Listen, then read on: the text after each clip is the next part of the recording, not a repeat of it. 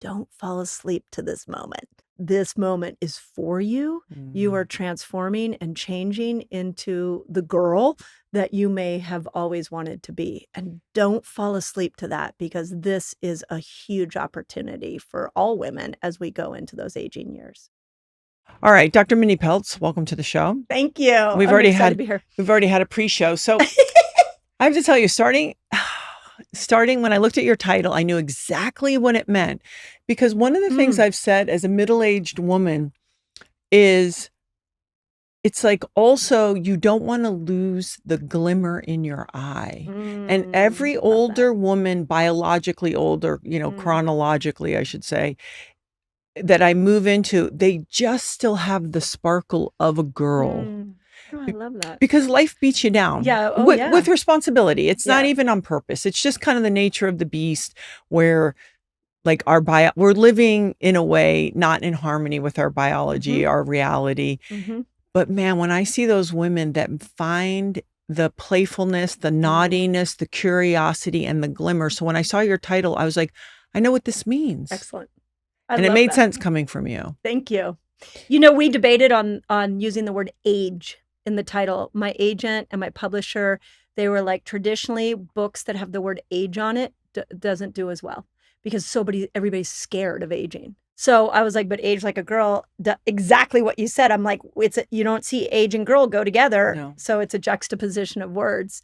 So, and the meaning is exactly that. No, it was super intuitive. Like, I think you nailed it perfect. So and coming from you, it's like the right person. Because you are like a force of nature. When you walk in, it's just like, boom, here I am. Thank you. And it's vitality, it's life force, it's chi, it's all the things in all the ways. So I'm really glad you did this.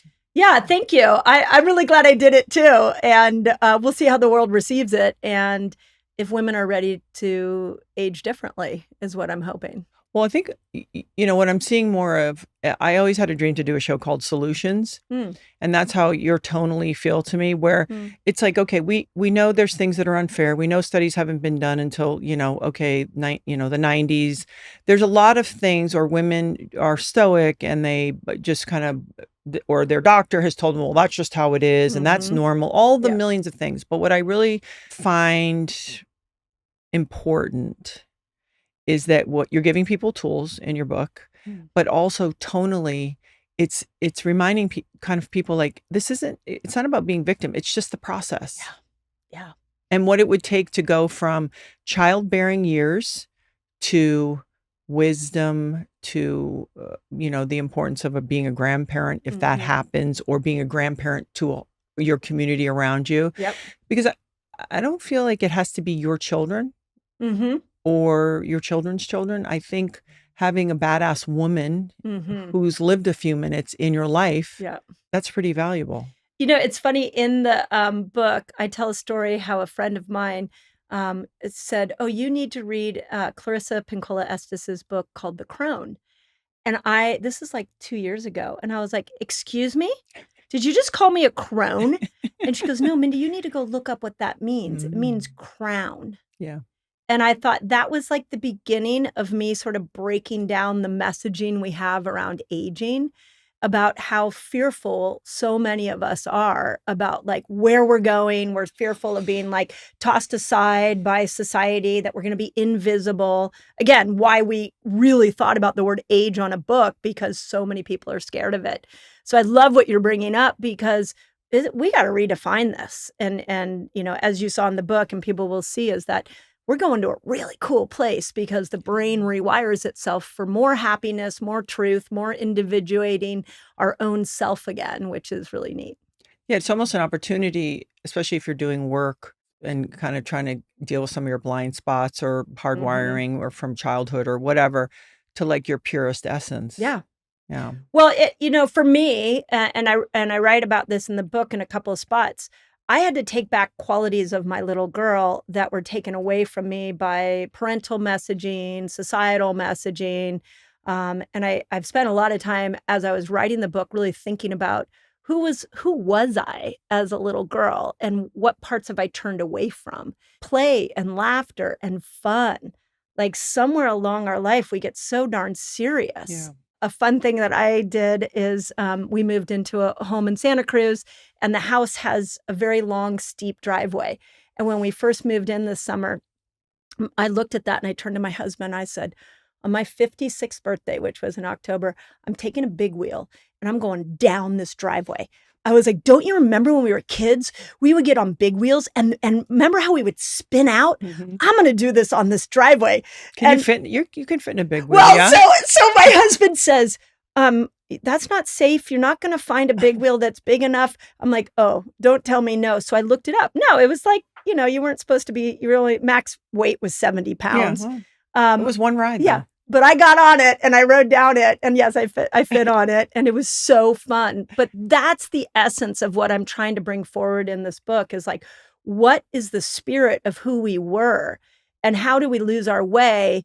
And if you understand the neurology and the brain changes that happen as you go through menopause, you actually see you have a chance to take that back. I want to, before we do talk about the brain changes, because I want to get into all the science, I just kind of wanted to set the table a little bit about what you're thinking.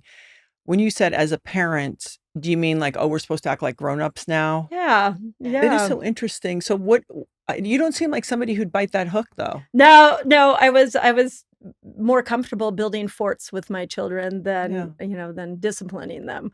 So I definitely slant more childlike perhaps. I was the primary breadwinner in my family, and I had an integrative health center before we even had a word for that. And I worked 50, 60 hours a week, and I found time to work in my kids' classroom, and life got serious. I mean, I loved my work, but at the end of the day, my job for the family was to bring home money. And that creates a level of stress on you. That is really difficult. And so, yeah, I got pretty serious in my 40s and 30s, and I'm not that now. Do you, never mind the level of responsibility because your kids are big now. Yeah. Did you have any tricks? Because I think about that when I just took my youngest daughter to college. You just met my middle. Did you have tricks when you were in the middle of that though, to get that 30,000-foot view, that perspective, or practices then, like some of the things that you talk about in this book? Did you have those tools then when you were in the thick of it? Yeah. Well, my daughter was first to go off. I mean, prior to that. Like, okay, I'm going to say, hey, good. My mama heart sends you so much love because that's hard. Yeah, it is, but it's also, it's coming. Yeah. And I do think sometimes the way it's set up is like, I think you need to get out there a little. Yeah. Yeah. But I'm just saying because a lot of people listen to this, maybe they're in that more serious time. Did you have some of the tools for myself? Yeah. Then did you? Yeah. Were you so able to? I've always been into health, and I'm also really into congruency. So I felt like if I was showing health to my patients, I had to live that. So it didn't matter how hard I worked or how much time I spent with my kids. I always found time to work out, and I would get up at 5 a.m. and I would meditate for a half an hour. I would read something inspiring to fill my brain before I even went to my clinic. So health has always been at the forefront. And I think that was key because, I recently have been thinking a lot about a term that Julie Gottman, the Gottmans, taught me, is that resentment builds when we say yes to all the things we really wanted to say no to. And so the way I mitigated resentment to my husband, to my kids, was to make sure I took care of myself. I had time to work out and I had time to prioritize my health. Yeah. And I think that's the most important, is that what I see with women is that they give all of themselves over to a family or to a career.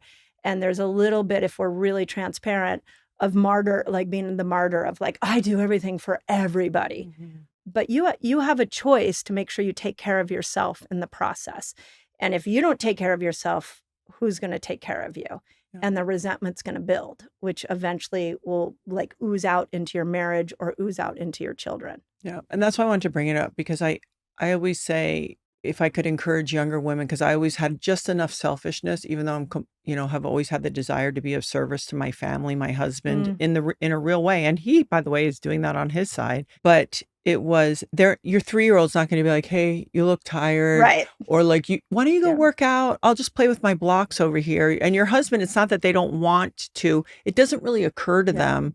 And so just to encourage younger women when they are in the thick of that time to say, I need this, I want this. And no, Yeah. like to your point, do you want to meet with the ladies on a no, I don't. It'd be better for me to go to bed Yeah. or do the thing. So it's like almost trying to figure out how to give them permission. Here's the thing. We wear it like a badge of honor.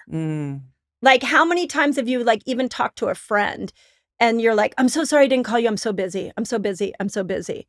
And as women, we tend to wear that like it's a beautiful thing that we're so busy. I'm volunteering at the school, and I'm maybe have a career, and I'm doing everything for my family. And it starts off as like our identity and something we're proud of, and then we drown in it.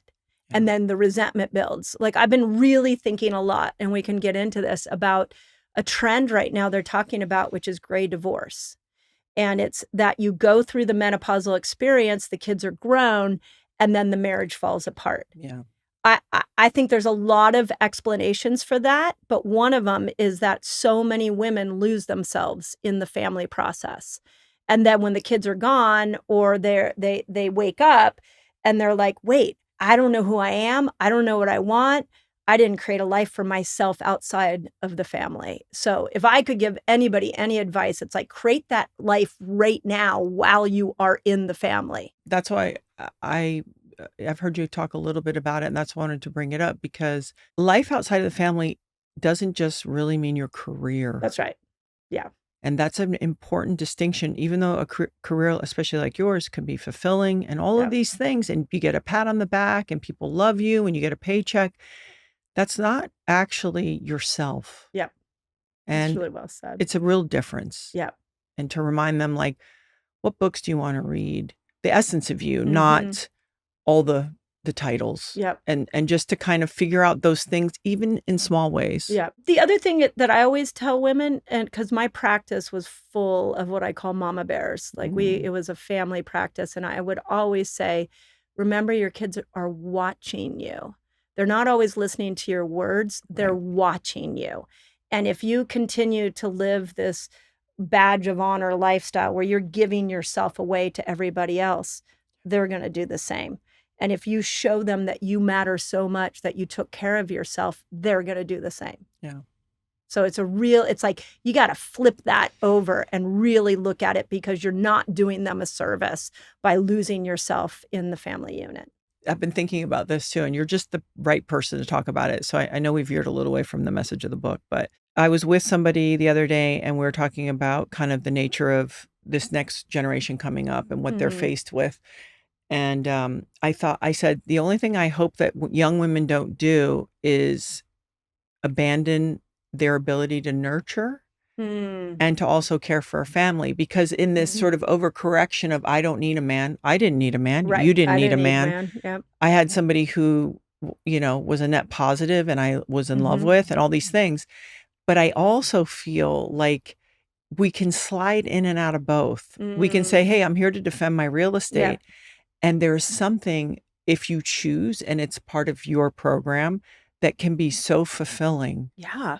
To nurture and love your family and a partner. Yeah. And so it's just trying to find them in this overcorrection time where we can encourage women, like, maybe you're never stronger when you can hold both energies. Oh, I mean, nothing brings you to your knees like children. Oh, well, it's just an ass kicking. Here's the way I look at all relationships now, is that they are mirrors of what you need to work on. Yeah. So, I mean, all you have to do is listen to your children, repeat back the words that you said to them. I'll never forget when my daughter, who was my firstborn, she started at 2 saying, I need. And I turned to my husband, I'm like, why is she saying that? He goes, have you listened to yourself? And I was like, oh, shit. Yeah. I say I need all the time. So I think there's something interesting in this trend of women not wanting to be married, women not wanting children. And I totally admire a personal decision like that. Yeah. But nothing will help you grow as a human more than being in a relationship. Yeah. If you allow the triggers and that experience to be a mirror for what you need to work on. So it's just more of that, where you remind younger women, you don't need a partner. Right. You can totally do it. But is there anything inside? Because I have friends now who are in their early 40s and they say to me, in a way, I feel like I got sold a little bit of a different bill of goods because they went only career path. And now they're in their early 40s going, well, wait a second. Interesting. So it's just making sure that the woman is always asking herself, what do I want? Right. Just give yourself permission to be totally honest. And if it's like, hey, man, I want a career in travel, great. Right. But keep asking yourself, check in along the way, because whatever the answer is good. Right. But just honor yourself. 1,000% agree. And what I want to say is the culture doesn't applaud women asking, what do I need? Yeah. And I talk about this in the book, and it was really a part of the research that I did, which is we live in a patriarchal society that has taught women that you are good when you are selfless. And it, even if you choose a career, like there tends to be this lack of introspection around what do I want? Like, do women even ask, what size do I want to be? Maybe you don't want to be a size 2. Maybe you've been killing yourself to be a size 2 and you don't even care to be a size 2. Maybe this is the thing with aging, why do I call gray hairs wisdom strands? Why are we completely covering these wisdom strands? Do you want to leave your gray hair out? Or are you doing that because you're afraid you're going to be invisible? Yeah. So we have to, as women, understand that the culture has had a huge impact on the decisions we make. And I don't think, and that's not like men versus women. No. It's just we live in a patriarchal society that has a very specific way women should show up, which is like taking our own internal sense away from ourselves. And I think it's so important to encourage women to just really key into what they want. Right. Yeah. Yeah. They're what they want. Yeah. One of the like aha moments I had about 2 years ago is I had just closed my clinic. Fast Like a Girl had gone out into the world and was just killing it. And my publisher had said, hey, can you write us another book? And so I was doing that, and I had taken on a therapist for the first time. Oh. I'd never had a therapist. I'm like, I have time to work on myself now. I'm going to work on myself. So I'm with this therapist. And at one point she says to me, Mindy, I don't understand. You have time, you have money, your kids have grown. Like, what do you want? Like, what do you want in your life? And I sat there and I was like, nobody ever asked me that question. I was a second child and I had an older sister that just took up all the space in the house. I checked the boxes. I went to college. I became a doctor. I married. I got a house. I had the career, but I did it because it was what I thought I was supposed to do. I literally in each one of those steps, I hadn't asked myself what I want. Yeah. And maybe it's, women of my generation are more that way. I think we are changing quite a bit. But it's really scary when I open that part of the conversation up with people. So many women are like, yeah, nobody ever asked me what I wanted. Yeah, it's interesting. It's interesting you didn't blow your life up either. I did it. You did it. I almost did. Well, you have to have one of those. Come on, you have to have one almost, couple blow ups. I mean, exactly. Come on, in fact, I kept saying over and over again to my therapist, Yeah. I was like, I don't want to blow my life up. Yeah. But there are really a lot of parts of this life that aren't working for me anymore. Yeah. It's funny when you bring that home to your partner and they're like, uh-oh. Yeah, right. Exactly. Sometimes I say things. I've been with Laird almost 30 years. Oh, wow. At the end of this month. And he'll look at me and I see this, like like, where are you going? Like, what? But it's cute because he's along for the ride. He can handle it. That's right. Okay. So you're calling this the second act, basically, not and in all the ways, in your physiology and maybe who you are. So maybe just explain, because when I heard what happens to your brain in puberty, the shearing, because you don't need to know how to tie your shoelace anymore. It blew my mind, this idea of what these people are going through. That's why one day it's the greatest. The next day I want to kill myself. Yeah. It's because there is some radical shearing going on with the brain. Yeah. And there's something almost similar to that happening to us around. I mean, I know it's hard to, every woman is different, but is this already starting in the 40s? Yeah, it's when estrogen goes down. Mm-hmm. So I think it's important to kind of put it in context. So in puberty, what happens is when estrogen comes in, we start to lose those neurons. Like the brain does a pruning. I think that's the most important thing for women to understand. Like your brain pruned the neurons that you no longer needed in order to prepare you for the next part of your life. So for a 13-year-old, you don't need the neurons that kept you attached to mom and dad. Mm. You need the neurons of independence. So the neurons that kept you attached to mom and dad go away, and the neurons that start to make you independent start to grow and show up. The second time is postpartum. So after a baby, a woman doesn't need the neurons that told her where her keys were or were able to keep track of a list of to-dos for the day. She needs new neurons that actually make her really intuitive so she can read her baby's cues because her baby doesn't talk. So she needs to become highly intuitive and be able to read the needs of her baby, which is really cool. I think our bodies are just astounding. They're so cool. It astounds me. And if people don't ever, if just to think about that, right? It's astounding. Yeah. Like that you came pre-programmed with that. It's a mirror. I mean, it's awesome. I mean, I never get tired of it. Me neither. I'm so happy. I've met my match in that. I literally, the other day I was telling somebody, I'm like, I've studied the human body, but specifically the female body now for 30 years. And some days I sit back and I'm like, I was given this for free. Yeah. Like this thing can make any neurochemical.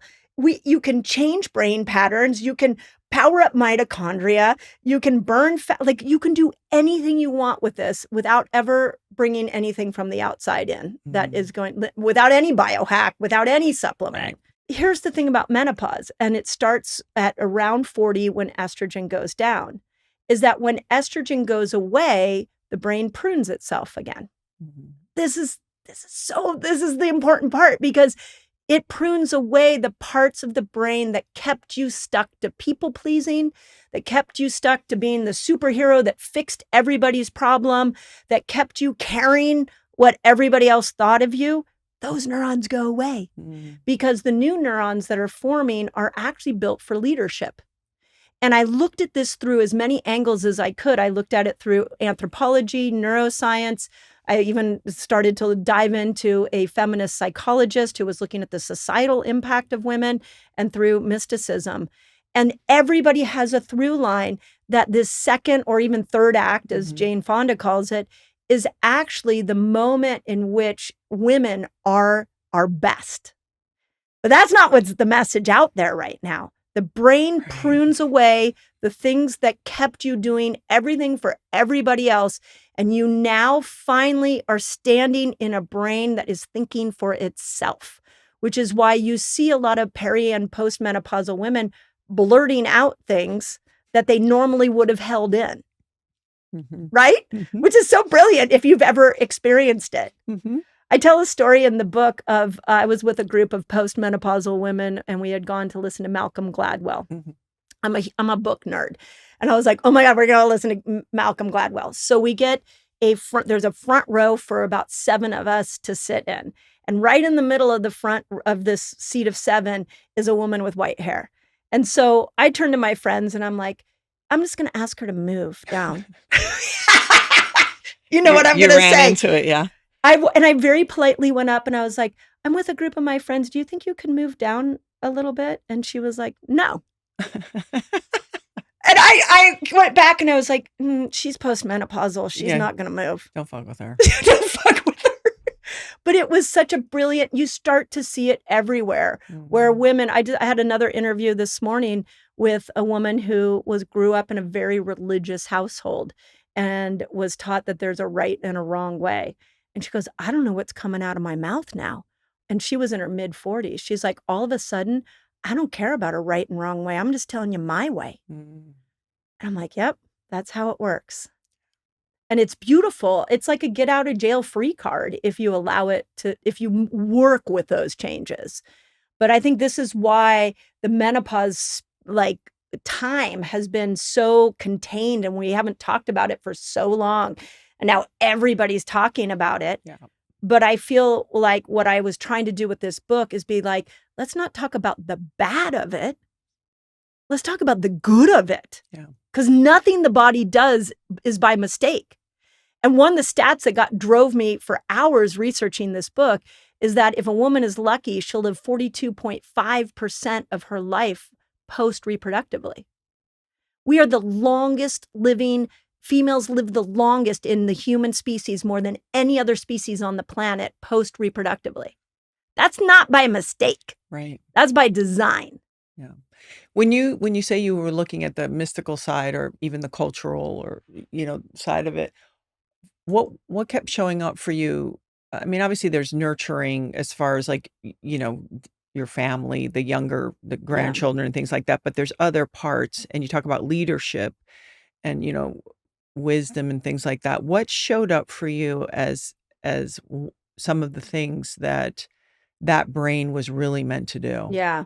So the first was I had to look at from a societal lens. I studied a feminist psychologist named Carol Gilligan, Mhm. and she studied girls in the 1980s, like teenage girls, which is me. That was me too. Yeah. I'm 3 months younger than you. Okay, great. We're the same. Yeah. And what she did is she wanted to see if society was having a different impact on boys and messaging for boys compared to girls, which in the 80s, like, I don't know if you've ever done this, but we've shown our kids some 80s music or 80s TV shows and movies. Oh, yeah.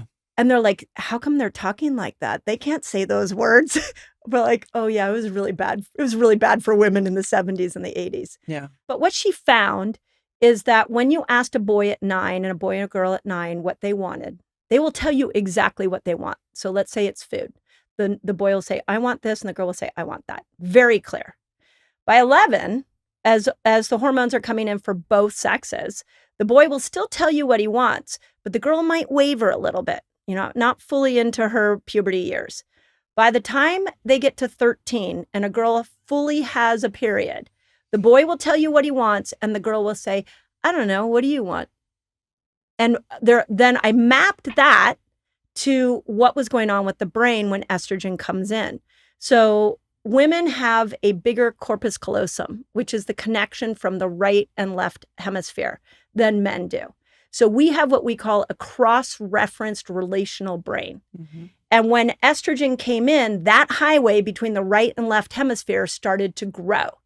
And so the right hemisphere is our emotional, creative side, and the left hemisphere is our logic side, which I'm just going to point out many times throughout this conversation that the female brain is so superior, I just want to say.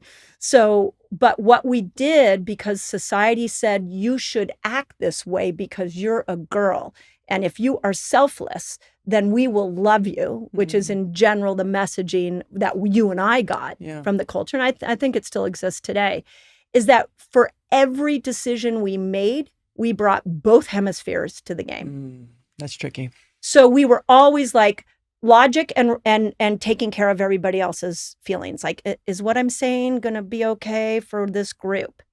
So it's because of that highway. A good friend of mine, I was telling her this, and she said, oh yeah, it was because we were drugged on estrogen. I'm like, we were. Yeah. So estrogen made our brains very sensitive to other people's feelings and making sure we perform so we're likable to the culture. So is this a tribal deal, get a mate deal, get along with other people in case your partner gets eaten by something and other people in the tribe will take care of you?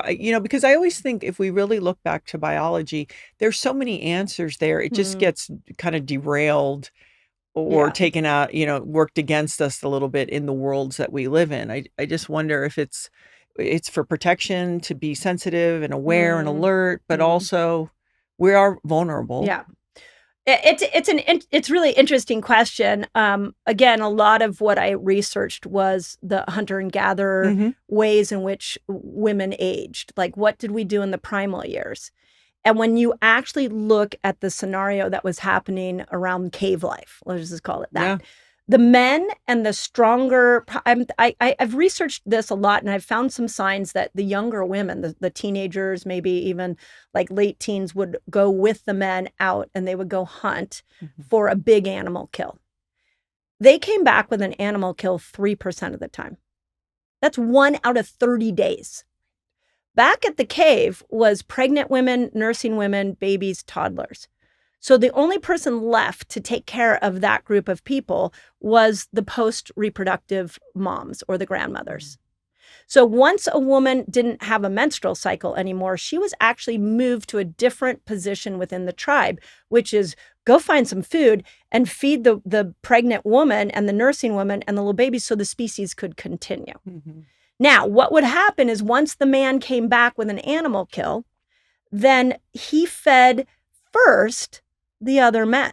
And then second, he fed the women who were pregnant or fertile. It was like a peacock with their feathers. They would come back because they only came back 1 out of 30 days. So it was a big celebration. Big deal, yeah. And the alpha male was the one that typically got the kill, and then fed it to the other men, and then fed it to the women who were providing babies. And so in that, there was a little bit of competition for food. And I think primally that still shows up sometimes for us, is like, we need to behave a certain way so that we have food. And it sounds so unsexist, but it is when you go back to hunter and gatherer days. Yeah. It's a bit of what happened. Yeah. And that's why I always like when people sometimes look at things from a more biological standpoint, even if it's impulses, it's like, that's also your biology. That's like, right. You're not a loser. That's right. And you're not lazy, and you're not a gluttonous person. There's a lot of things in your biology that are in there that are deep, and they're driving. Yes. So was there something that surprised you about her? Let's call her perimenopause, menopausal, postmenopausal woman. Were there things that you learned? Oh, in the tribal years? Yeah. Yeah. So, I'm sorry, I didn't mean to cut you off. No. I just was so surprised. Yeah. Because I had heard of the grandmother hypothesis, and I was like, and I love primal biology. That's how I found fasting, is it's a primal mechanism in the body. So I love that idea. But what I didn't realize is that it takes a lot of energy to release an egg every month. We don't ever think about that. But when you were menstruating, it actually took a significant amount of energy from your body to release that egg every month. And what they believe back in those tribal days is that because that energy isn't going to releasing eggs, it actually gets returned back to you. And it gets returned back to you in 3 ways. The first is fitness. Because what the grandmothers did back then, and I just want to point out, there are modern day tribes. There's one called the Hadza tribe in Tanzania right now that is active, that is applying the grandmother hypothesis. And so fitness was needed because these grandmothers would go and trek for 7 hours every single day to go forage for food and bring it back to feed the clan. So fitness was the first one. Second one that blew my mind is cognition.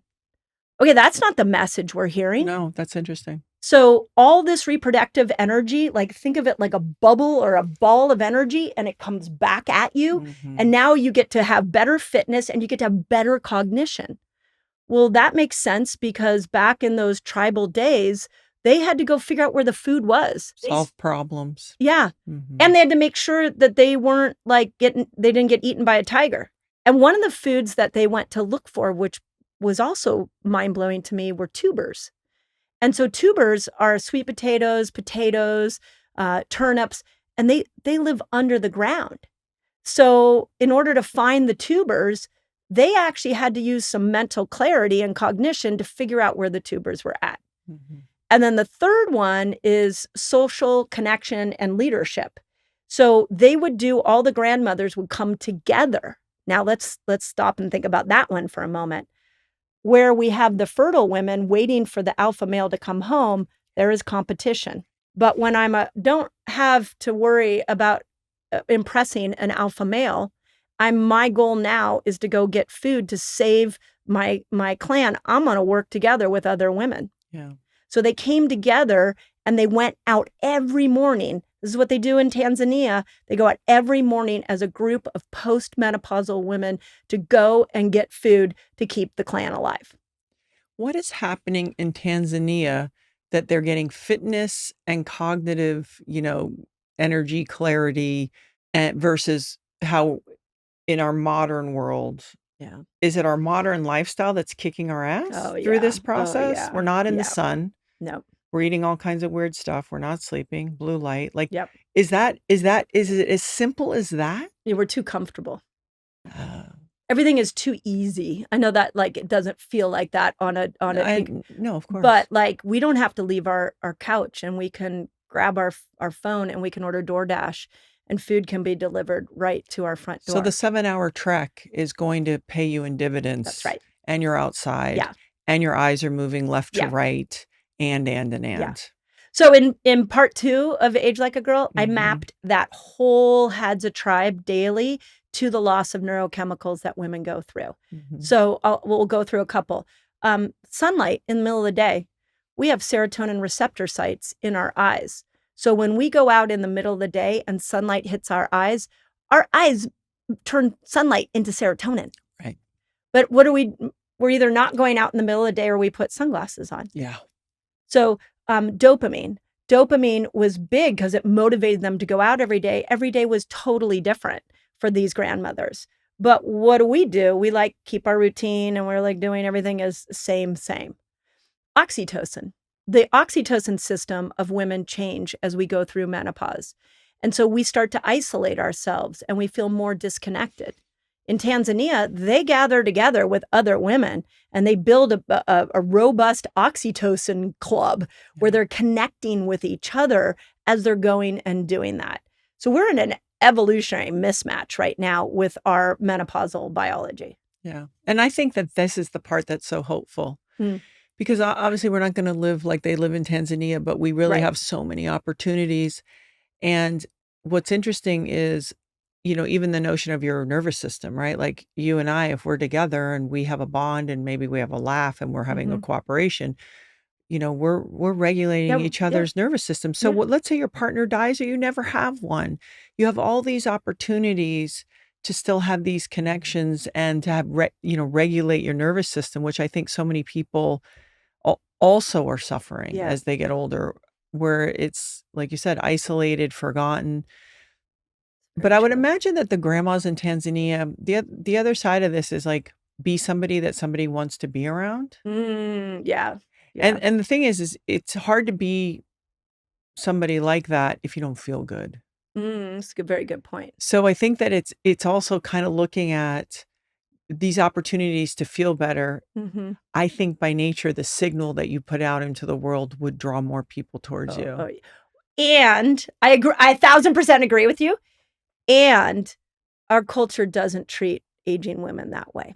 No, but I believe, and I could be wrong, because I'm 55. I'll be 56 in January, and I have a family, and I believe. But there's something I really believe, which is I still really think you get to write the rules. Oh, I agree. I agree that you're swimming upstream. I'm not saying that. And it was easier coming through sport because I was around powerful women. Yeah. So you were given permission early. I was around an older woman who, as a coach, who I was like, well, she's a badass. Yeah. So I think it's easier coming through there, where if you're doing what you're supposed to and checking boxes, it is harder. Yeah. Because you get kind of locked in. By the time you sort of look up, you go, wait a second, how did I get here? Yeah. But I really think you can go, yeah, those are the rules. And what do I want to do? Right. But it's also scary. It takes effort. You got to put yourself out there. I think you still have to, as an older woman, I don't know if you find this, I feel like I'm finding that I'm creating a lot of space for people. In what way? I'm holding a lot of space for people. Oh yeah, because you're a wise elder now.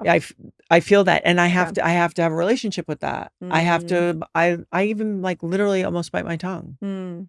I was telling someone the other day that sometimes my daughters tell me or share things with me, I literally sit like this because not only am I holding myself back, I'm hugging myself because I'm like, don't say anything. Yeah. Because they drop some bombs on you, and you're like, it's gonna be okay, Gabby. Yeah. Yeah. But it's also taking those roles on. Has anyone's ever had a mother that maybe you're going through something and they go, I can't believe this is happening. Right. It's like, I don't need you to do that right now. Yeah. I need you to be the adult. Right. And so that part is an interesting learning curve. Yeah. Where I think in the context of children, it is for sure, especially adult children. Of children course. that are learning to adult. Yes. So it's really, that's a hard one. Yeah. But if I had a rally cry for this book, it would be to not hold back. We need your wisdom, and we need your unique wisdom. We don't need you, I think, where our menstruating days were about us all being the same. Yes. I think our menopausal days are all about us being unique. But you have the self-restraint to answer things not with your filter, but with objective information. That's and right. that is different. Yeah. Because you're not going like, well, I didn't have great success with this. It's like, no, being objective. Yeah. And then saying, this pattern has shown up most times. And so I'll tell you what I see. Right. Versus sometimes what I feel. Right. Yeah. Unless it's an instinct. Which is tactful. That sounds very tactful. But that's what, right? That's what being the elder is. Yeah. Okay, so let's go to fasting. Because I mean, you know, middle-aged, don't fast. I tried to fast with Laird. I remember 10 years ago where he would fast. He's like, I felt great, you know, second day. And I'm like, I'm not kidding. I've joked about this. Like I had fantasies of chewing food and spitting it out. And I was like, I'm going to kill somebody. I need calories. I need fat. Mm-hmm. So can you in sort of an overall way, help us understand how fasting plays a positive part for us and how women should navigate exploring it? Yeah. Do you fast now? I don't. I mean, I eat dinner early and then I will not eat till lunch. So I do a form of fasting. And then there's times where if I want to kind of pull in the reins, like maybe I've been traveling and not eating great. I go, you know what? I'm going to give my digestion a break. I might broth it or do things like that. Perfect. So it's using it as a lever to also give my digestion and my gut kind of a reset. Yeah. But as far as like putting it on a calendar and doing it a certain way, I'm not. You don't do it. In Fast Like a Girl, what I figured out was how women should fast according to their menstrual cycle. I had so many people in my clinic did exactly what you and Laird did.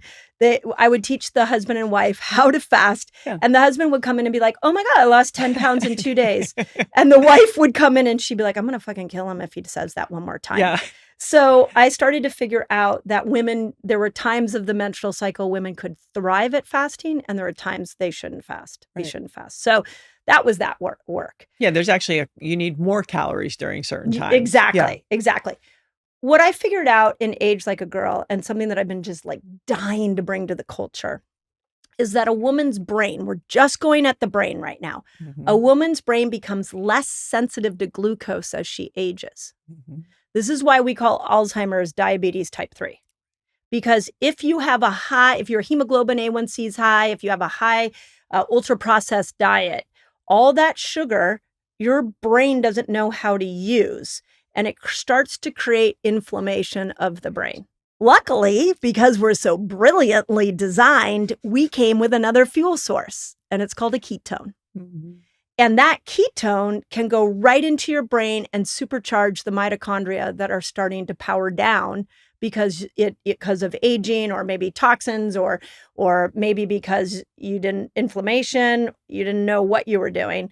The ketone goes in and it like supercharges the brain. Yep. So I think we need to bring back fasting as probably the most important brain tool for postmenopausal women. It is.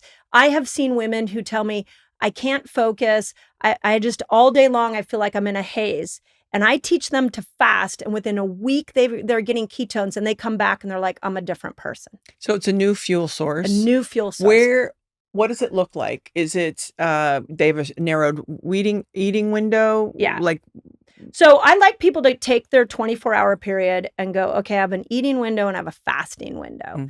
And so it's pretty easy. You wake up in the morning, you have your cup of coffee, and you can put your creamer in it. You can do, whatever, as long as it doesn't spike your blood sugar.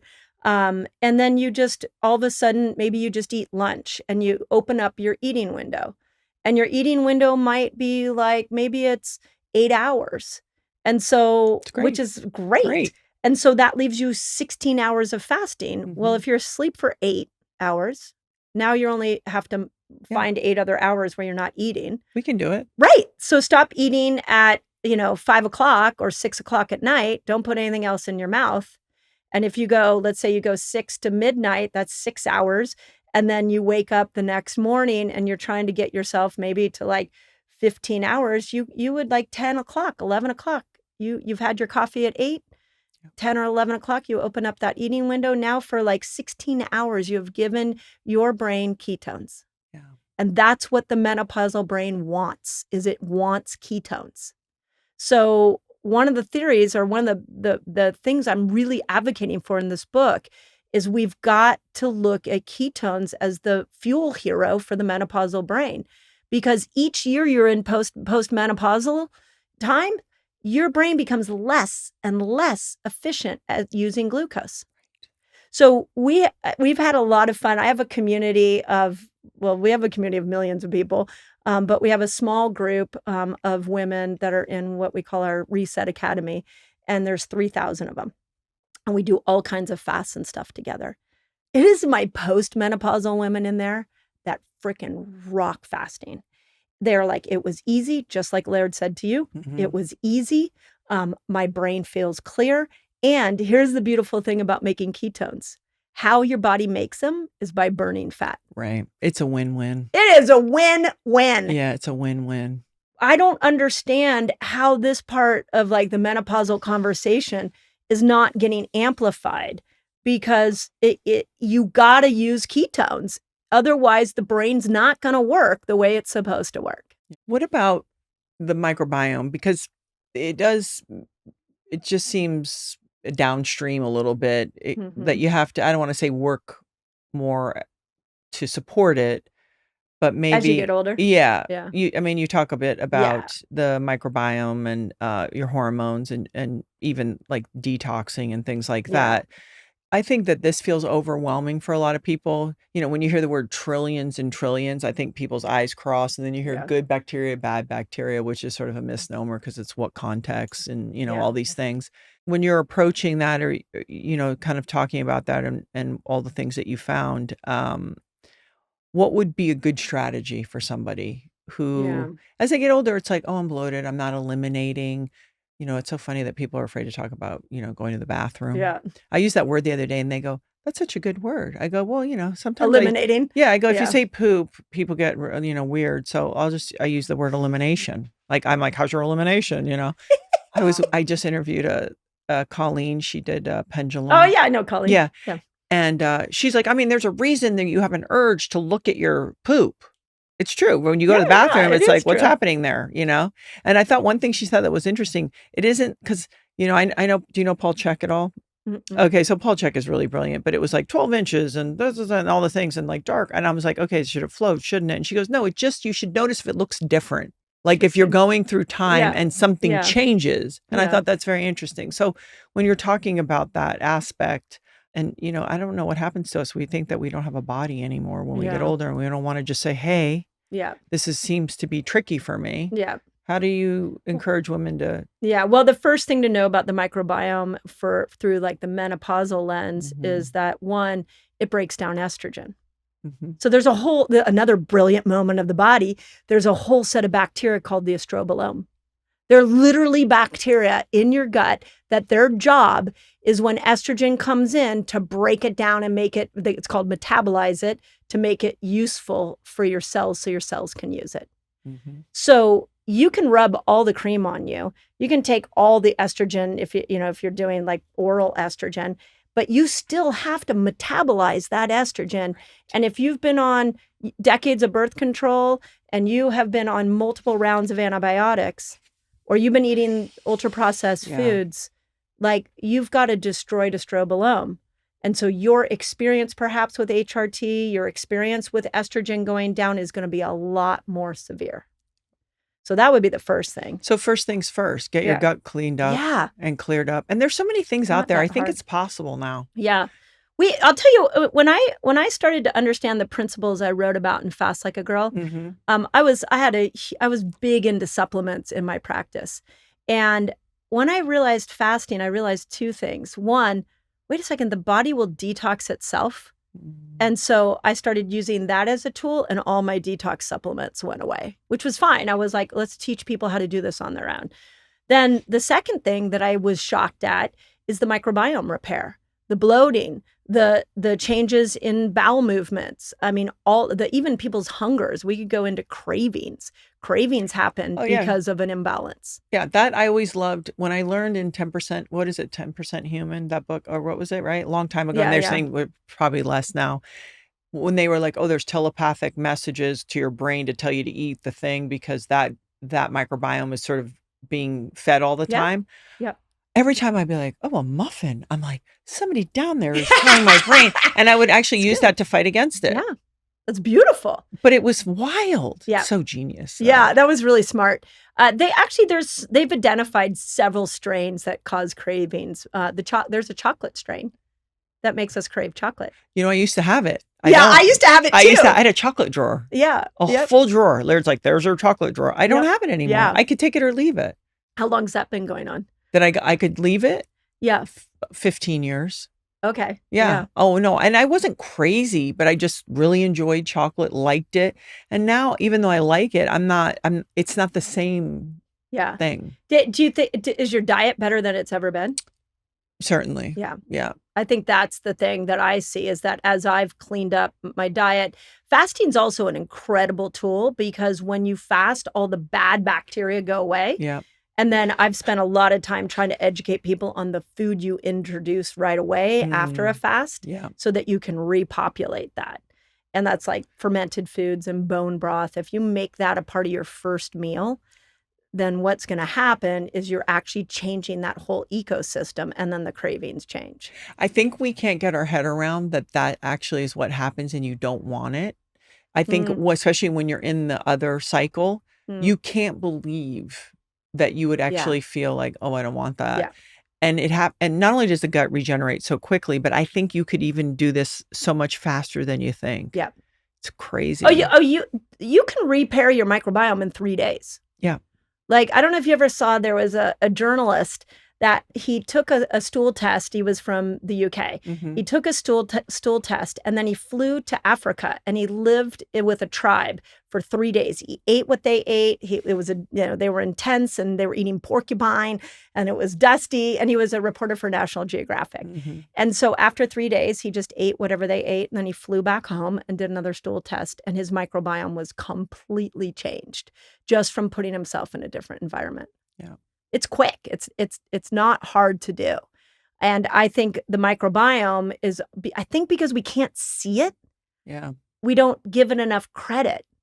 And so we've really got to understand that it's actually the microbes that are controlling more of our physiology than our human cells. Yeah, that's right. And I always loved even the idea that the cooperation, like you're saying, the one that breaks down estrogen, there's things that our body didn't create because it's like, no, the microbiome's job is that. That's right. I thought it was... That's stunning to me. Yeah. So if you hear women, they get older, it's like, hey, I'm eating air and I'm exercising day and night. We all know, okay, lift heavy weights as you get older. That's something, I've lived that way my whole life. So you've had so many patients, and I really try to think about where people are at when I visit with them. When you have a patient that didn't learn that movement language and they come to you, they definitely didn't go down the driveway in a big wheel, right? That's right. How do you encourage her? What do you like? I'll say to people, hey, you know what? It might be if you have a friend that knows how to lift or a son, let's say, if he can, have the patience. Yeah. Because it's a different language. If you are a member of a gym, it's like where all the guys are. Yeah. How do you encourage her to sort of say, okay, you're 45, you're 50, you're 55. You can learn this new language of lifting something. Yeah. It's a great question. So I would start off by saying that from my experience, I am shocked at how many women are disconnected from their bodies. So I was a competitive athlete as well. And I always say that I felt like I was born in my body. Like I like to move my body. I like to throw balls. That was just part of my experience from the day I came on this planet.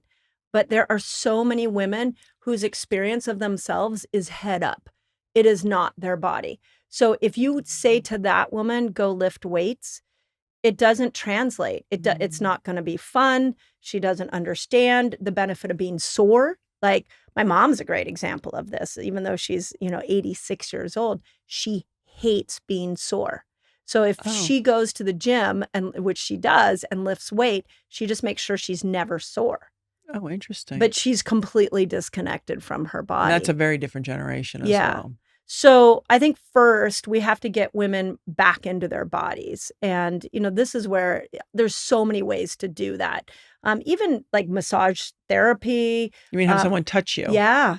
And be like, here's your calf. Yeah. And not say it, but just like all of a sudden someone touching you in these areas. Yeah. Interesting. So like Rolfing. Beautiful. I'm not a Rolfing expert, but I started doing it for myself. And they do this technique where they put a hand on your anterior and posterior side. And I asked them, I've never had a massage where somebody's rubbing my pec muscle and my trap muscle behind it at the same time. And she said, yeah, that's so we can put you back in your body. So that touching the anterior and the posterior side of the body brings the brain out of the brain and back into the actual body itself. So for some women, strength training might begin by having some kind of body work that can reconnect you to your body. That's beautiful. So that would be the first thing. That's beautiful. The second thing is like lifting weights for some people is just going to be torture. So you can lift anything, lift yourself. Maybe you just start doing more of like plyometrics or grab a TRX, the ropes that hang down, and you just use your body weight as the way to strengthen your muscles as opposed to picking up weights. Dumbbell, yeah. Yeah, I'm actually a huge fan, and I did a bunch of research for it for the book of Rucking. Yeah. The only thing with rucking, and tell me if I'm wrong, because I could be, it's really better to wear it on your waist than on top, the way we're shaped. Especially, let's say you start to get capable and you start loading that really were meant to have load around the waist versus where men, their structure is different. I don't know. So the Rucking vests, and I tried like so many of them out when they first were popular. I think a lot of them are those like straps and they pull you back, but they're not in the front side of you. And so I like the ones that go over your head where you have weights in the front and the back. So it's even. It's even. And then if you think about it, what do you do as you age? You go forward. Right. So when you're rucking and you have the weights in the front of you, you have to go backward. You. Interesting. And you have to get core strength. So I do think that's interesting. So if it was lower down on the hips, you're missing. You might use your head, especially if you're going up a hill. Yeah. Things like that. That makes a lot of sense. Okay. That's a great point. So, but what rucking is also mimicking what our ancestors did, because these grandmothers, back to the grandmothers, they carried some of like the 5-year-olds and the 6-year-olds went on these treks with them. And so somewhere along the line, that 5 or 6-year-old got tired, and it was the grandmother that had the 6-year-old hop on their back. Yeah. We also, they had to carry baskets of tubers with them. Like, we were meant to carry a load. And so when we look at strength training, I fear that we've gotten so myopic that we're like, you just got to pick up some heavy weights and suck it up. And I'm saying, first get yourself connected to your body, and then lift something. Lift anything, lift your furniture. Like, I don't know if you do this. I have an amazing husband and an incredible son. And if I have a heavy suitcase, they're always like, oh, I'll take it down the stairs for you. Yeah. And I've started telling them, no. Yeah. Let me take it down the stairs. Yeah. Because if I lose this functionality, that's going to age me quicker. So it doesn't have to look like hanging out in the gym all day long. I think it's a great distinction. I had a friend, he since has passed, he was in his 80s, Don Wildman, and Don said, if you really love somebody, he must have said this when he was 80, and you'll tell him, get up and get your own cup of coffee. Yeah. And that was really powerful. Yeah. When I really started to look at that, I even changed the way I treat my 86-year-old mom. It's like, you can do that, Mom. Go ahead. You're going to go ahead and do that, because the more things, in fact, recently my mom fell and had to have reverse shoulder surgery, which is horrible. And so she and my dad, a caregiver, and the minute the caregiver came in, both of their health, she recovered, but they went downhill because they didn't have to my dad wasn't walking the dog. The caregiver was walking the dog. Right. My dad wasn't making food. The caregiver wasn't making food. Like, both of their mental and physical health started going downhill. So we have to start to look at everything we do on a daily basis as preventing decline of aging as we get older. That functional loss is happening, going back to being too comfortable. Yeah. We mentioned it in the beginning part of the conversation about the emotional connection and being, that being so tied into our longevity. Yeah. We used to joke, it always feels like the mean grandma lives the longest. Yeah, right. You know what I mean? She's Doesn't just it? speaking her truth. It's just like the nice grandma, I don't know, she departs and then somehow it's like, whoa, these really heavy duty people, they just live forever. Oh, that's funny. But how does that get rolled into age like a girl? How do you have that conversation with people? Because I think that sometimes feels like How to deal with the mean grandma? well, no, just if as you're aging, continuing to expand Yeah. your heart and open and stay Yeah. open Yeah. and be, maybe you'll make new friends. Yeah. Things Yeah. like that. What if the mean grandma's just speaking her truth? No, there's sometimes mean grandmas, but I think it's because they didn't get help to feel better. Yeah. And they've been for 15 or 20 years not sleeping well, Yeah. not getting to recover, and just, being stoic, but it's coming out. Yeah. Well, and this is such a core principle of this book, is that we are emotionally getting better. In fact, one of the things we spent a lot of time, my publisher and agent and I, on the subtitle of this book, because we were like, is this sound too Pollyanna-ish? That you were going to get better mental clarity, improved confidence, and I don't even remember what else we said, because we looked at renewed energy. Yeah. We were like, are people going to believe that?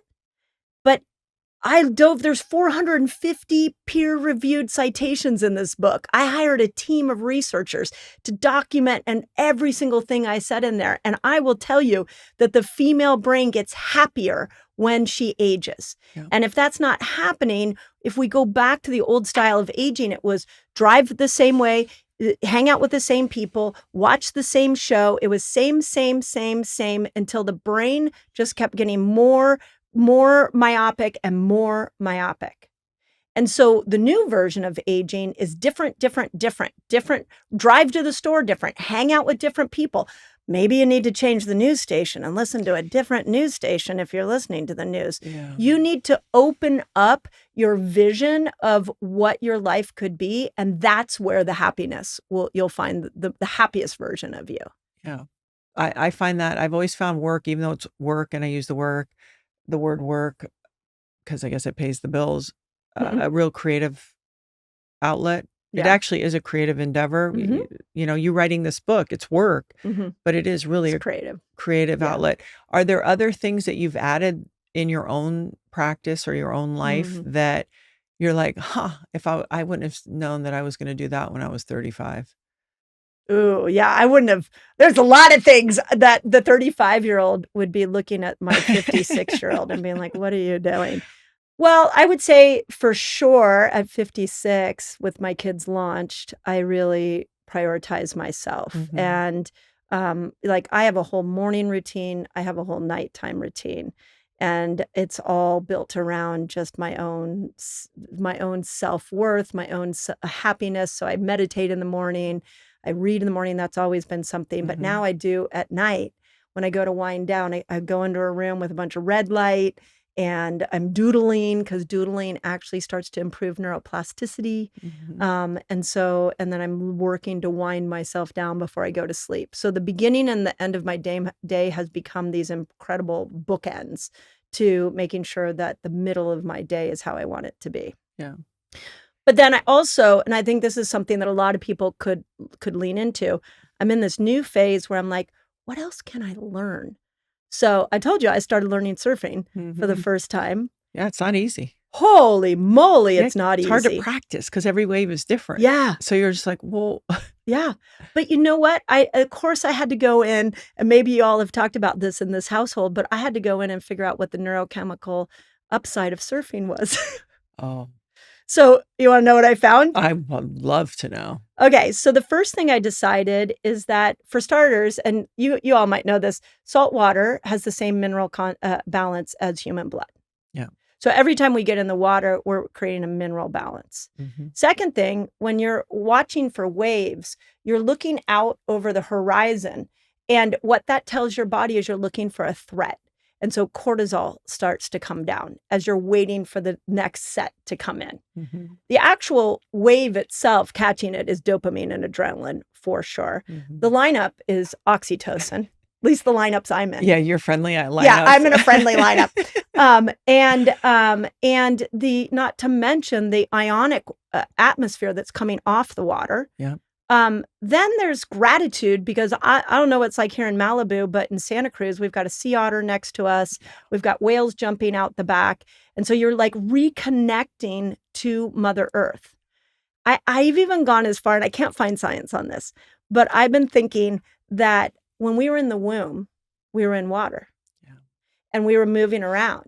And when you're out on a surfboard bobbing around in the water, it is that same kind of rhythmic feeling as what we were like when we were inside our mother's womb.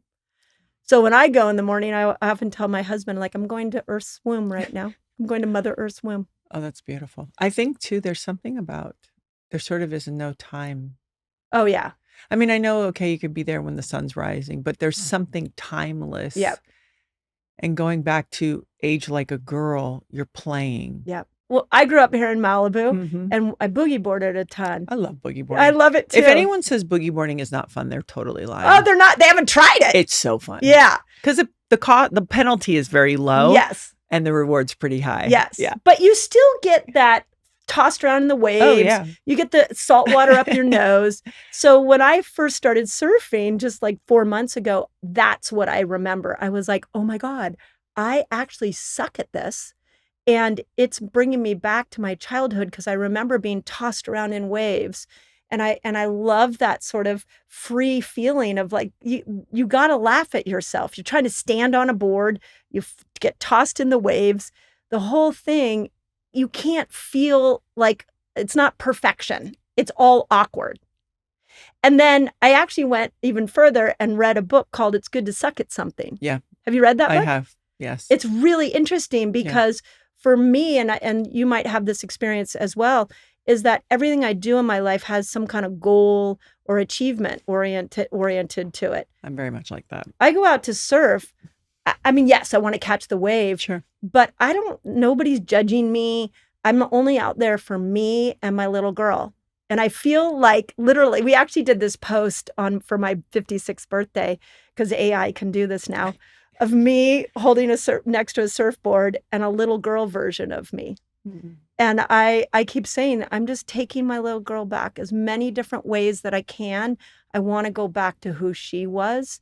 And I think that is really the core of healthy aging, is not becoming more serious. It's actually becoming less serious. Because most of it isn't serious. That's right. Very seldom is it serious. And when we're younger, it's all serious. That's right. When you're talking about gray divorce, I think about it a lot, because as we get overwhelmed, and it's understandable, right? We're not fun. And I've always said, listen, they're all going to keep moving. Mm-hmm. Your partner's going to keep moving. Your kids are going to grow up and build a life. Yeah. And it really is why like you said, that resentment. Nobody wants to come home to that. Right. Yeah. And even if you have valid reasons, I can understand it from all the sides. Yeah. Because they go, oh, he traded her in for a younger model. It's like, no, it's just not somebody who's nagging and seems pissed off all the time. So true. And so I think that there's something really important in here, which is in the relationship side of it. I don't think a lot of people, I mean, unless the guy's like, okay, it's just whatever, he's having a midlife or shallow or something. It's not because we're older. No. That they go. No. It's because we haven't tended to ourselves and then tended to the relationship in the garden. Yeah. And been joyful and been playful. Yeah. And like, hey, how are you? Instead of like, did you do the thing? It's like, whoa, I just walked in the door. Yeah. So I think it's the resentment that builds. Yeah. And through the lens from a woman's perspective, so often We say yes so many times over and over and over again until Yeah. we're just so resentful. Yeah. And then we, one little thing we lash out. I have some thoughts on the marriage thing because I've been married 30 years. Yeah. And I'm ready. and menopause hit our marriage hard. It did? Yeah.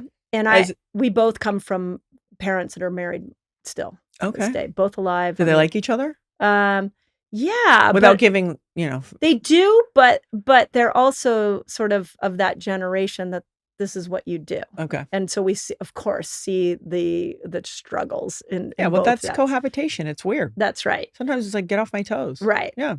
So what we did, and I actually learned this from, have you ever interviewed Esther Perel?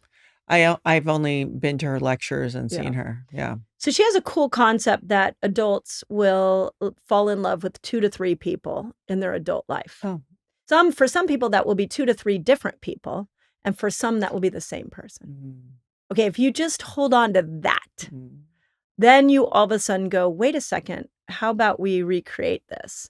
So what my husband and I did is we started naming the parts of our marriage. And before kids is marriage 1.0. Mm-hmm. With kids is marriage 2.0. But now we're empty nesters and we're building marriage 3.0. So I will say to him often, like in marriage 2.0, we did that. In marriage 3.0, we don't. Yeah.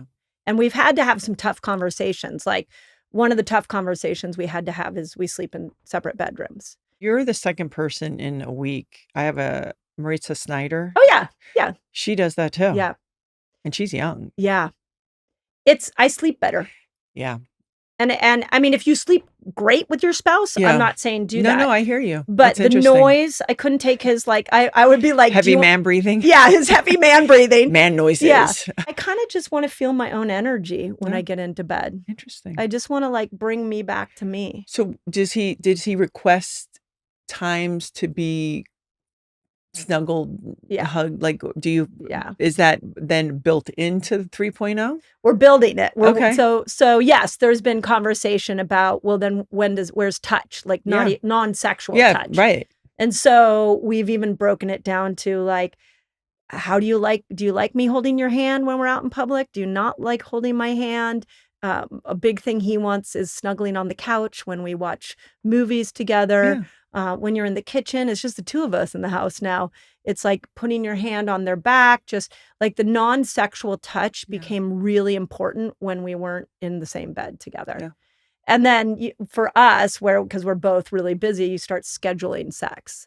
Oh, dude, that's the only way I've had a sex life for 30 years. Yeah. It's like, and I say to Laird, listen, this may not be sexy. It's sort of like in our marriage, I'll be totally honest, it's sort of every other day, even still. Wow. But it will be in the afternoon because it's like someone's going to train and there's meetings and it's like, and I used to say, especially when the kids were little, it's like, if we don't do it this way, it's never going to happen. Right. And I know it's not sexy. That's right. But once you get into it, you're having sex. That's right. And sex is great and it's great for the relationship and it's great for people. But it sort of, it so kind of comes down to that, especially when you add children and work. That's right. So I hope people aren't afraid, because then what happens is, I believe when you have too prolonged a window where you're not doing it, nobody knows how to restart it. Yeah. The rhythm. Yeah. And then it gets awkward and somebody needs it, doesn't know how to ask for it. Then someone feels the pressure and that's not sexy. Yeah, it's beautifully said. When someone's like chasing you, you're just like, oh. Yeah. I mean, most of us are most attracted to people when they're still. That's a really good observation. Because when they're like, do you want to? You're like, no. Yeah. We're psycho. That's what we are. It's like that natural thing of neediness is not great. So when it's like this understanding of like, can we come together? Then the other person is still and relaxed and it's much sexier. Yeah. And I think for a lot of women who are type A, that, when you just even look at the neurochemical reaction of testosterone, there is a precursor to both testosterone and cortisol called DHEA. Yeah. And when you're constantly stressed, your DHEA goes constantly to cortisol and your testosterone goes lower and lower and lower. And you mix that with a marriage that's filled with resentment. And now you have a loss of libido. Yeah. So I think there's a lot of chemistry in this, and these hard conversations are so important to have. And I think when you get into a 30-year marriage, you're like, we already talked about this. Are we talking about this again? But for us, everything has come through, oh wait, we're in 3.0. Yeah. We do need to talk We're about building this the again. plan for Yeah, 3.0. exactly. Like, Yeah. does this, what's the sex routine for 3.0? Yeah. What's the conversation? Like some nights I'm like, I need to go into a separate room by myself and just check out. Yeah. Whereas everything in 2.0 was family dinner, family time. 3.0, couple nights a week, I'm like, peace out. Yeah. We even, when we moved to Santa Cruz, I was like, I need a house that has a little separate house. And we found a home that has a little cabana house next to a pool. And it's mine. It's my she shed. Yeah. And it's like everything in it is mine. Yeah. And I go to it to be with me. And it's beautiful. So like we had to negotiate a new pattern once the kids left. And that has saved us. And it's fun because the marriage is growing into something new. Yeah. And we met at 21. Oof. Yeah. That's a lot to get through. Right? That's a lot to get through because I feel like women get their first voice at 30. You know, they're like, wait a second. And I think men get interesting at 40, you know, and then everybody has to kind of up everything around in their, 50s or mid 50s. Yep. So there's all these different people to your point and so many different phases. And you have no idea until you get there. Right. None. And also for anyone listening, it's like, hey, listen, and every dynamic is different. Like there's a part of me that is very harsh. So I don't need a she shed because I've had a she shed in my head. Oh, beautiful. My whole life. Oh my God, that's beautiful. Laird says to me, he goes, yeah, because we dated for 2 years and then we were married. And he said, do you remember when you said to me, no one's above my survival? And he said, he looked around and he's like, are you talking to me? Because no one was there. But I've always had that. Again, encouraging people to go, what are your dynamics? Yeah. And how do you craft it that works for your scenario? Yep. You know? It's interesting because 2 of my closest friends divorced through their menopause experience. And I've spent a lot of time listening to their divorce stories. And there is one common theme, which is they changed and they wanted the marriage to change with it. They wanted their spouse to update their experience of the marriage, and the spouse wouldn't. And so you had one in their case, it was their husbands that were just like, no, I'm happy with the way this is. Right? So good luck. Yeah, right. So how happy were both these men did not want divorce. Were they not paying attention? I believe me, one went to 2 years of therapy. Yeah. And still her husband was like, nope, I like it this way. And we are not changing. And so she's like, I have no choice, I have to leave. And the other one tried to go to therapy and he wouldn't go. And then when she was out the door, he's like, I'll go now. So it is interesting because when we wrote this book, I had a team of writers and editors that helped me. And I was like, we can't make this a divorce book. Like we need to show women how to step into this phase of their life, but bring their spouses along. Yeah. So I actually put a whole appendix to men in there because I wanted women to read the book, see themselves, and then take that appendix and hand it to their spouse if they're in a heterosexual relationship and just say, here's what I'm going through. Yeah. So we can bring everybody into the conversation. Yeah. And I want to, remind people that 80% of all of this applies to men as well. There's just this interesting nuance part where we're navigating our hormones. Yeah. That theirs is a much more gradual kind of conversation and ours is different and starts sooner and it's just more complicated. So in wrapping this up, because I could just talk about this forever, hormone therapy. Yeah, let's talk about it. I mean, we said, hey, like if you don't have your business straight in your microbiome, it doesn't matter what creams and things. How do you kind of approach this, talk about this, and feel about it? Yeah. Thank you. This is such a good question to answer because it's the hormone therapy has taken over the menopause conversation. First, you cannot lather enough estrogen cream onto you if your microbiome is off, if your metabolic health is horrible, if your stress levels are through the roof. slapping a patch on, rubbing cream on is literally a Band-Aid approach. Yeah. And I can understand like it might help for a little bit, but at some point you're going to need to address those other things. So my typical line of advice is get your lifestyle in order first, especially if you're in your early 40s. And the most important thing to know is your hemoglobin A1C. Get that sucker towards 5 so you're metabolically healthy, because if you're metabolically healthy, your hormones will behave so much better. So I love that thought. Then somewhere along menopause, maybe in your mid 40s, and you should talk to your OB, yeah, it might be a time for you to think about adding in some exogenous hormones. But don't do it until you've got this lifestyle in place. And then you can marry the two together, and you will see that they're so much more effective if you have metabolic health, microbiome, nervous system already in place. Then a tad bit of hormone replacement is going to really help you tremendously. So what I don't like about the conversation right now is we've lost lifestyle, and the patch and the pill and the OB has become the hero. Now, here's for women, one of the things that really agitates me is that when I walk into the doctor's office, and I've waited weeks to get into the best OB in town, and I walk in and I'm like, I've got hot flashes, I'm gaining weight, I can't sleep, I'm depressed, I'm going to kill my husband, all the things that women say. And the doctor's like, okay, we're going to put you on some estrogen and progesterone.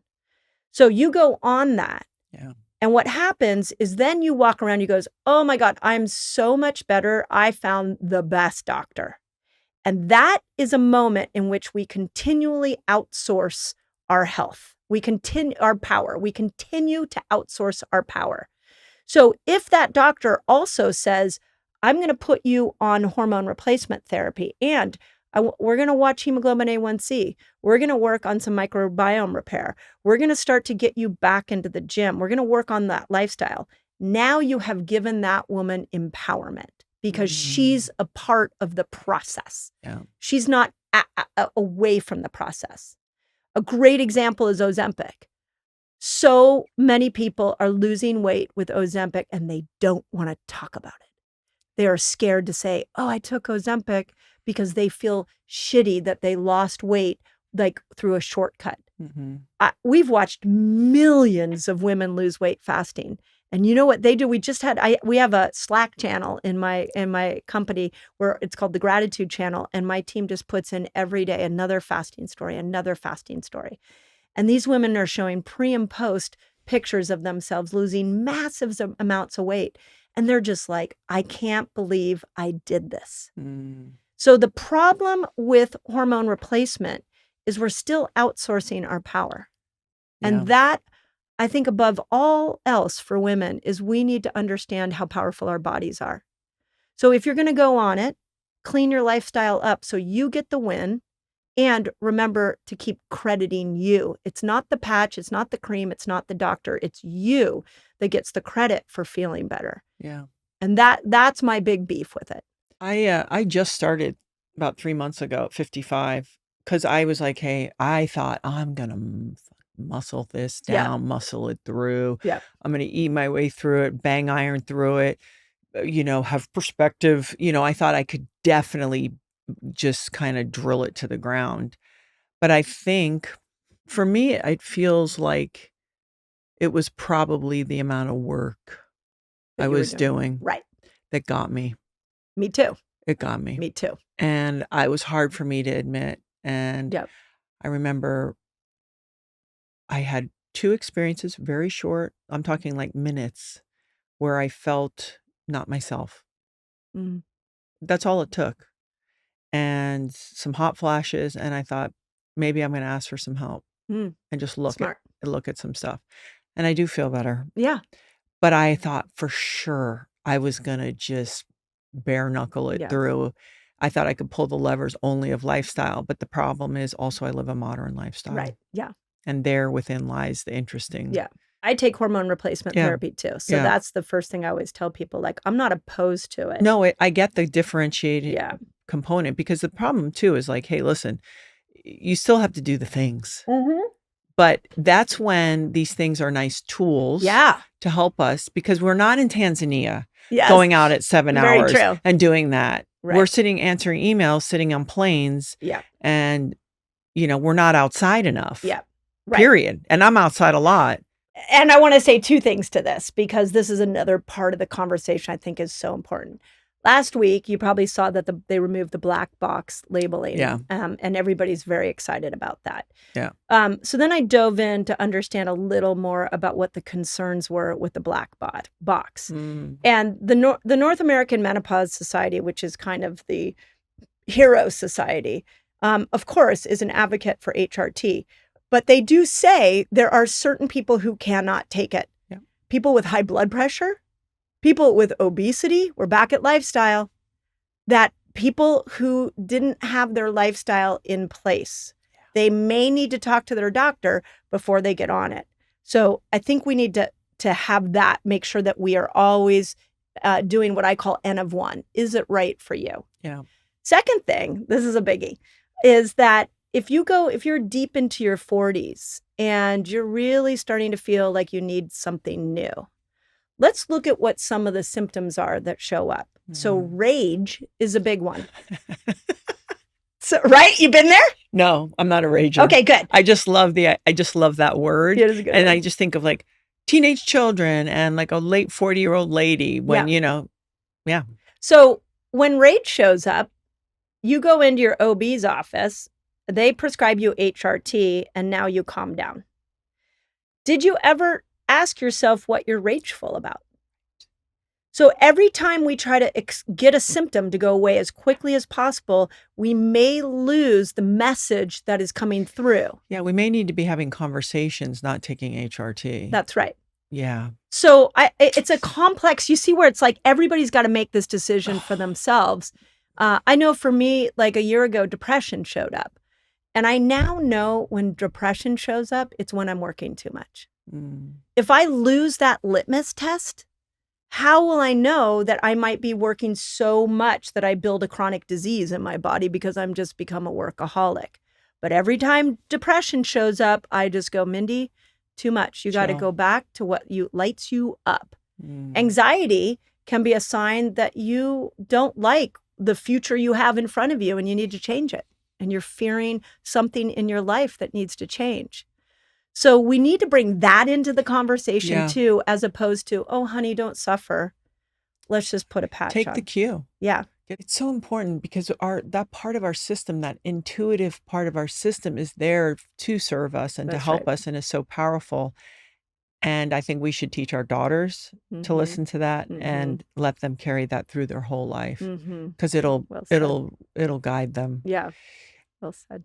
So the gist of the book, besides like the incredible excitement and opportunities of middle age and third acts, is really, it's the essence of the book, and then the ways and opportunities in lifestyle on how to do that. It's also reminding people, don't have the same strategy when you were 30 and when you were 40 and when you were 50. Like, change it up. And so I really appreciated that because it's just so easy to do same. Yeah. And everything in there I wanted to give were really easy, free things. It was like, you can, if you're low in dopamine, what have you done new lately? Like, I tried to give them like really simple things. Yeah. And then I would say probably the other main message for me was like, don't fall asleep to this moment. This moment is for you. You are transforming and changing into the girl that you may have always wanted to be. And don't fall asleep to that, because this is a huge opportunity for all women as we go into those aging years. That's how I look at it. I feel like I was much more serious, if you can believe it, when I was younger. I think a lot of times we're born into situations we weren't in control of. Yeah. And it's our opportunity to do our homework and work our way out and actually come back to having another set of years to be the girls that we were meant to. To be joyful, to be carefree, to have wonder. I said I had these people come here and pool train, and one of the guys comes here, he's like 75, he's a studly guy, and he's dating a younger woman, but they're getting engaged. And he goes, I'm going to do it. And I go, well, what if she says no? Because she's like, listen, I just thought I was going to have sex with you for like 30 years. And then you were going to hit the road because you're older and, move on to the next. And he was like, what? And I realized it's just now I've had my kids, I've been in a long marriage, and I want to work really hard and have a lot of fun and love the people in my life, but I'm not going to feel embarrassed or not playful because I'm a girl. Right. Or you're a woman. Right. It's like I tell them all these guys at my house, because they're all dudes, complete reverse objectification all day long. All day long. I'm just like, excellent. Oh, there's some beefcake there. And what are you guys doing? And like, all of it. Yeah. And it just, I think that's how we are. Yeah. And I think as we age, we become more and more like that 100. If we allow ourselves to. Yes. And what happens is we'll find that people will lean into us because we can be kind. We will have pearls of wisdom and we will be playful. And remind them that there's a lot to look forward to. Yeah. There's so much to look forward to. Yeah. That's the main message is like, you're going somewhere great. Yeah. And don't be afraid. Be a good example. Exactly. Yeah, for sure. Yeah. Well for said. sure. Well, Mindy, remind people, Dr. Pelz, all the places that people can find you, and can they be a part of your reset and all of these things, or is that a set group, or tell me? Yeah, we have tons of community is huge for me because that's where you get oxytocin. Yeah. So you can go anywhere that books are sold. Okay, so I do always. Did you do an Audible? I did. Yeah. And you know what I did with the Audible? What? They let me go off script. Oh, really? Yeah. They were like, I was like, is it okay if I change a few words? I add some sentences. They're like, go for it. Oh, interesting. And then we actually did, at the end of every part, we did Dr. Mindy's moments. And so I give you behind the scenes because this was a 10-year research project for me.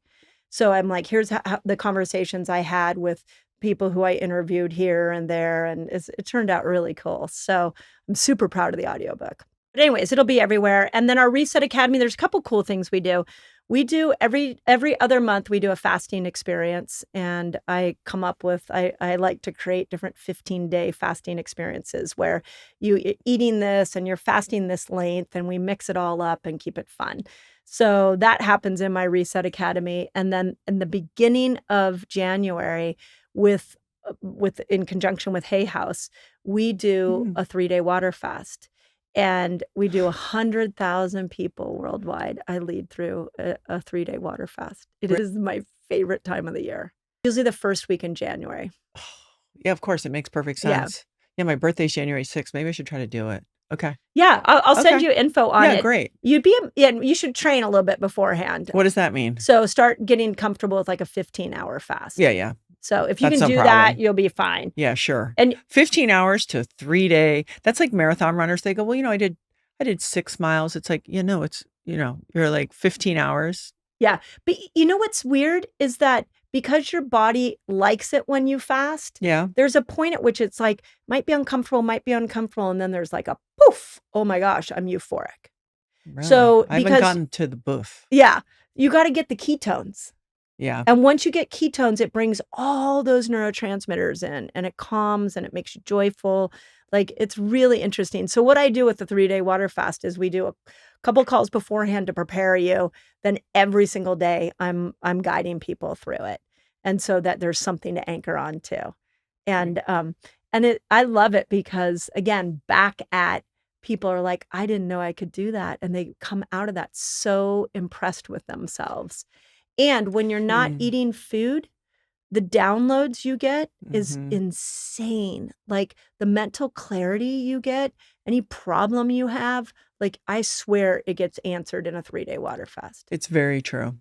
It's amazing how much time and energy we put around food. So you get all this time and energy. Well, Dr. Mindy, thank you for writing this book. Like I said, when I saw the title, I go, oh, I know exactly what that means. Thank you. I really appreciate it because I think that message needs to be out there with, yes, it's something to adjust and get new tools for. That's all it is, a new strategy. And also, I think for younger women, it's a great thing because it won't feel like I'm heading towards something that I won't have any control of. That's right. and The empower in them. between, the perimenopause is like the most disorienting. I know, because you're kind of still in the game, but you're kind of leaving the game. That's right. Yeah, it's true. So it's so interesting because I really wrote the book for like 2 generations. It was like the perimenopausal women to know, like, hey, don't worry, girl, it's going to get good. And then for the wise elders that are in those postmenopausal years to really figure out, like, look back and go, yeah, that's what was going on with me. Yeah. And to embrace it instead of shy away from it.